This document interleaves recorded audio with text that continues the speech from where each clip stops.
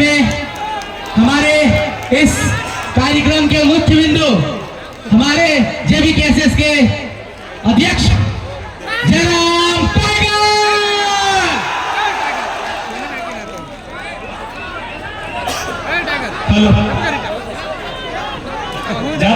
Late है माफी चाहिए खाना ना बनेगा ना अच्छा माफी चाहिए घर के किधर लगा चलो ना 2 मिनट बहुत काम उम्र की बेटी छवा रहे और बहुत बड़ा बड़ा बात करे थे तेरे सुन ला 2 मिनट हमें ये खड़ा है के बाद हम ही बोल तो सुषमा कुमारी अगर नाम गले की ठीक तो हमने कम से कम सुन ले वो बेटी छवा भाई के देखी कहां चढ़ गए 7वां 8वां क्लास के लगे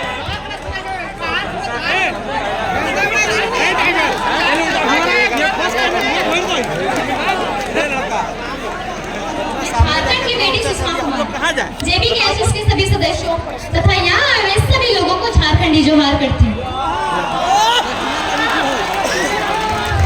मैं राजगंज की इस पावन धरती पर धनबाद जिले के 8 प्रखंड तथा झारखंड के समस्त जिलों से यह आह्वान करती हूँ कि जागो मेरे झारखंड वासियों, 2024 में झारखंड को एक बदलाव करना है, उदय कराना है और झारखंड का आवाज दिल्ली तक पहुँचाना है। क्योंकि बहुत जुल्म हुआ हम झारखंड वासियों के साथ, अब ये जुल्म रुकनी चाहिए। हमारा राज्य देश को कुल 58 प्रकार का खनिज संपदा देता है, जैसे लोहा, चांदी, यूरेनियम, बॉक्साइट, ग्रेफाइट। इसके बावजूद आज हम लोग का झारखंड गरीबी में दूसरा नंबर पर क्यों है?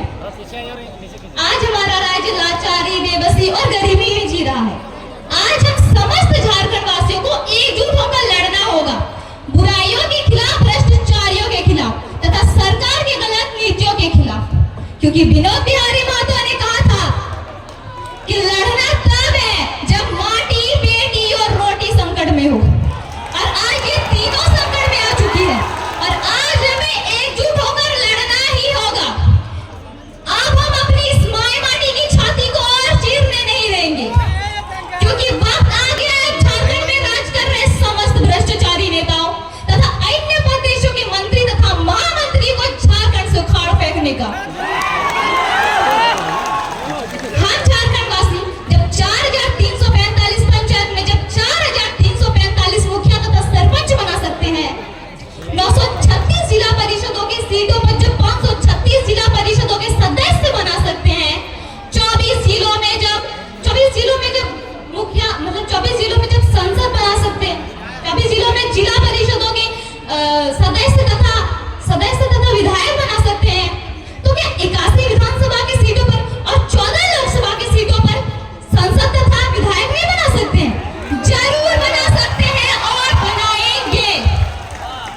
और मुझे झारखंड की समस्त नारी शक्ति एवं खास तौर पर युवाओं पर पूर्ण विश्वास है कि 2024 में जयराम भैया के नेतृत्व में पाकुड़ से लेकर गढ़वाल तक तथा पश्चिमी सिंहभूम तक, कोडरमा से लेकर पश्चिमी सिंहभूम तक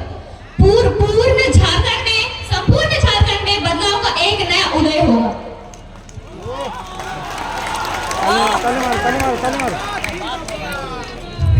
झारखंडीय पार्टी को जगाने के लिए तथा झारखंड के नागरिकों को अपने हक, अधिकार और पहचान के लिए जयराम भैया के नेतृत्व में जो आग लगी है वो आग बुझने नहीं देना है,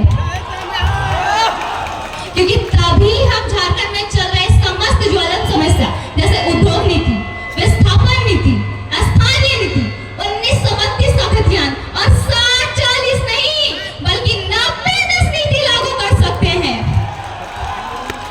आज झारखंड विकास न होने की सबसे बड़ी समस्या है तो वो है भ्रष्टाचारी, बेरोजगारी, लाचार शिक्षा नीति, खनन का दुरुपयोग, अस्थायी सरकार, जातिवाद राजनीति, उद्योगों में स्थानीय को रोजगार नहीं देना तथा राज्य सरकार के अनावश्यक खर्चे।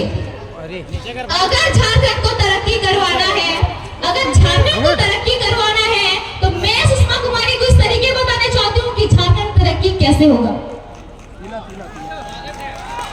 सबसे पहले तो नेताओं का पेंशन खत्म करना होगा, क्योंकि ये कौन सा नियम है कि अगर एक दिन के लिए भी अगर कोई नेता बन गया तो पूरा जीवन पेंशन। अगर उसको पेंशन मिलेगा तो ये जो हमारे दादा दादी दिख रहे हैं 60 साल में जिसको पेंशन मिलता है वही मिलेगा और कुछ नहीं, क्योंकि ये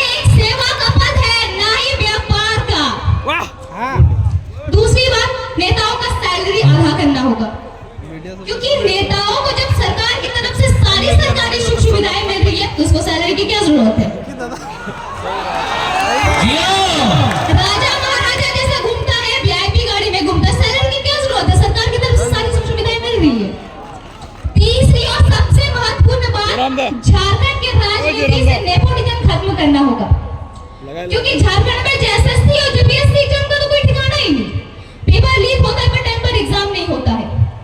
मंत्री परिषद में परिवार के लोगों को ही बिठाया जाता है और अयोग्य व्यक्ति नेता बन जाता है तथा झारखंड को लूटने का काम करता है। जब ये सब चीज खत्म होगा तभी हमारा झारखंड विकास होगा और आगे बढ़ेगा। सब बदलना झारखंड की गलियों